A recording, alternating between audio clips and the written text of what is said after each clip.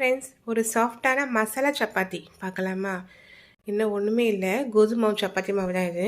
கோதுமை மாவில் வந்து பார்த்தீங்கன்னா மஞ்சத்தூள், மிளகாத்தூள், சீரகத்தூள், தனியாத்தூள், கரம் மசாலா, கஸ்தூரி மேத்தி, உப்பு இது எல்லாத்தையும் போட்டு நல்லா மிக்ஸ் பண்ணி தேவையான தண்ணி ஊற்றி நல்லா மாவு பிணைஞ்சி வச்சுக்கோங்க.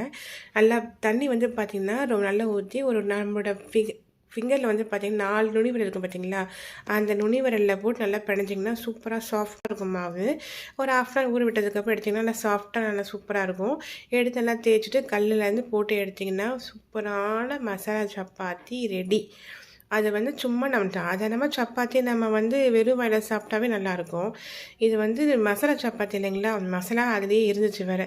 அதனால் ரொம்ப டேஸ்டியாகவும் இருந்துச்சு ஃப்ரெண்ட்ஸ். கொஞ்சம் ட்ரை பண்ணி பாருங்கள். ட்ரை பண்ணி பார்த்துட்டு கமெண்டில் எப்படி இருக்குன்னு சொல்லுங்கள்.